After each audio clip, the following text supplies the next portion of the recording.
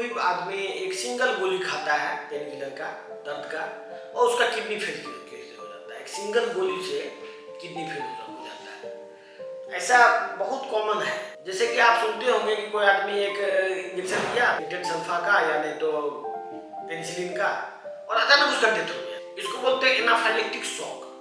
ये शॉक जो है, आदमी शॉक से आदमी मर जाता है, अचानक ही डेथ हो जाता है। तो उसी क्रम में कुछ जैसे कि कोई आदमी एक सिंगल दवाई खाया, कोई आदमी कोई एंटीबायोटिक खाया, कोई आदमी पेन किलर खाया, इवन कोई आदमी डायबिटीज का एक सिंगल दवा खाया, इमीडिएट किडनी फेल हो जाता है उसका।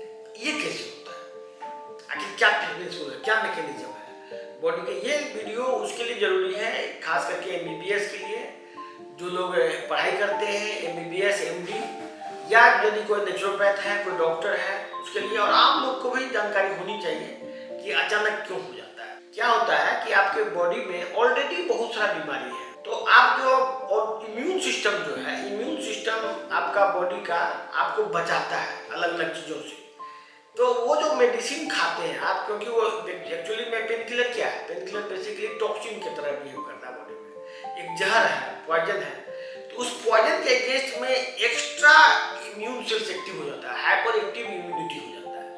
वो हाइपर एक्टिव इम्यूनिटी जो होता है वो बॉडी में ट्रेवल करता है, और ट्रेवल करके अल्टीमेटली वो सभी किडनी के थ्रू पास करता है। तो hyper active immunity, immune system से क्या होगा कि बड़े बड़े सेल्स बन जाते हैं, इम्यून सेल्स बोलते हैं उसको। वो इम्यून सेल्स ही उसका किडनी के फिल्टर को जाम कर देता है और उसका किडनी फेल हो जाता है।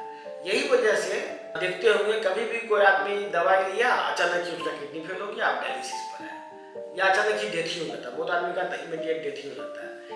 तो इस टाइप से इम्यून सिस्टम को यदि आप प्रोटेक्ट करना चाहते हैं तो उसका सबसे बेहतर उपाय है कि आप अपने भोजन को ठीक कीजिए, फालतू का दवाई खाने से बचिए।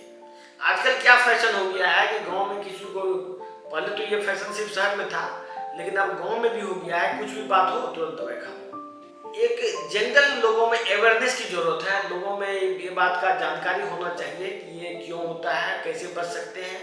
यदि आप आम आदमी हैं तो आपके लिए सबसे बेस्ट यही है कि आप कोई भी दवा मत खाइए।